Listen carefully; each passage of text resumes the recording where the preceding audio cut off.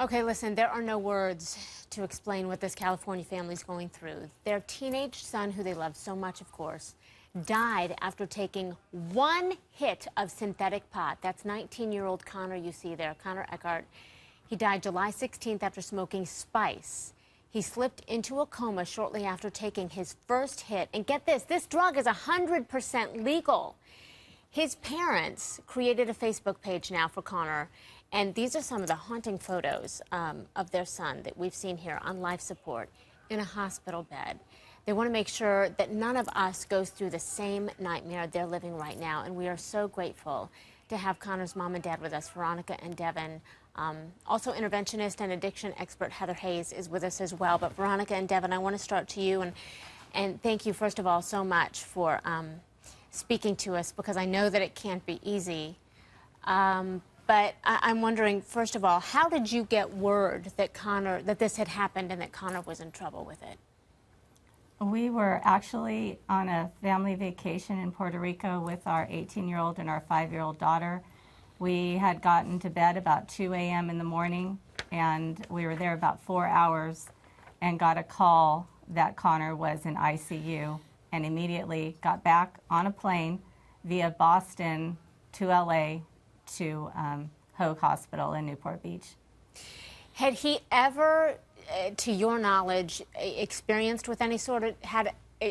any drug before that? Well, Connor had a bout with drug addiction, and he was 8 months clean and sober. Was very proud of his sobriety and had been doing just a fantastic job. His friends would tell you that he was the one who was rejecting anything that was going to pull him back towards an addictive lifestyle. But one hit of spice has changed everything for him. Did he ever, Veronica, did he ever wake up? Were you ever able to talk to him before he fell into the coma? No. We had just spent a whole week with him, just a few days prior to this happening.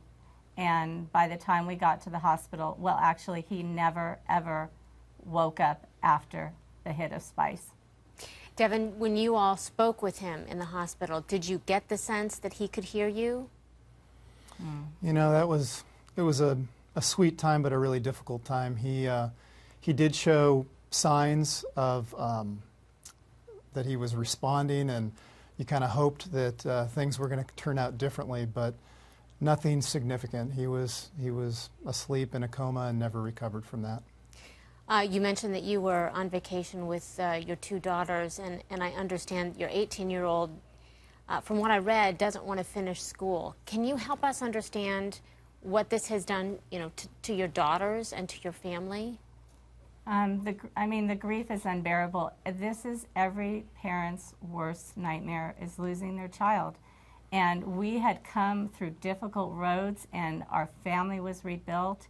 And for our 18-year-old, she is in so much grief. She's having a hard time closing her eyes at night because she is afraid that this is also going to happen to her. For my little girl last night, she said that I don't want Connor to be gone. I want him to be here in real life, not in the life that I can't see. So, it's just a day-to-day battle, moment by moment, to fight through what we're going through, to make it okay, some kind of normalcy for our little girls. So, as parents, what do you say to them, and to your daughters? And then also, maybe Devin, why don't you take the angle of what do you say to other parents? Veronica, you first. On how do you talk to your daughters now when they are feeling this way? Well, one of the things is we let them know that Connor was not sick, because we don't want them to be afraid that every time one of us were to get sick or they were to get sick, that they would also pass away. Secondly, we let them know that Connor smoked something bad, and this is what happened.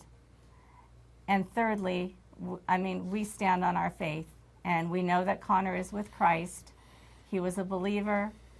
We are, and we know that he is in heaven. And and we let the girls know that we will be reunited one day. And I know that that faith and what you've been through really maybe has called you to this new purpose. Devin, what would you say to other parents who are watching this right now? Yeah, we weren't parents that had our heads in the sand. We paid close attention to what was going on in the world around us, who our kids are with, who their friends are, and felt like we were on top of things. And yet we weren't aware of spice and just the lethal, horrible things that could come from even a single hit of that. And so I'd encourage parents, take advantage of every moment to love on your kids and educate them and talk about things. Use our story as a way to bring awareness to the dangers that are out there. This is a substance that you can get at your local smoke shop, your local 7-Eleven store in your neighborhood. And while we can't think that we're going to change maybe drugs and battle the drug battle, what we can do is raise awareness, and the demand for a substance changes when people realize what it is and steer clear of it. Well, Veronica and Devin, we so appreciate, as I said, you taking time for us and sharing. I mean, it shows such vulnerability, yet such strength at the same time to let us into your life like this. So we're really grateful. Thank you, and the best of luck to you, and big blessings to you as you continue on to get the message out. There's a Facebook page, by the way, for Colin Eckhardt as well. Heather, I want to get to you as we look at this. What is it that makes this so deadly? There are a couple of different factors. One thing is that spice or synthetic marijuana, it's herbs coated with different chemicals that are made by underground chemists. So there's an unpredictability of what exactly those chemicals are going to be. But what we know is that they come in and they overload the brain. And people will have psychotic breaks. They'll leave reality. Their heart will shut down. Their kidneys can shut down. They'll stop breathing. They'll have seizures, all the way to death. Okay, so we're looking at some of these now with nausea and vomiting, high blood pressure.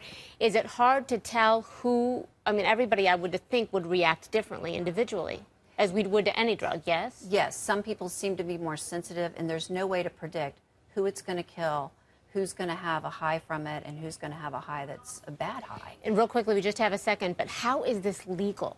This is legal because there's an FDA loophole. What happens with these synthetic chemicals, these research drugs, is they put on the package, not for human consumption. There's also, it's impossible to keep up with the underground chemists. So every time we make one illegal, they change a carbon and there's a whole new chemical that comes out. It's very frightening. Heather Hayes, we appreciate it so much. And again, to Veronica and Devin, thank you for sharing so much of this part of your life, which I know is so hard with us, and helping to educate everybody else.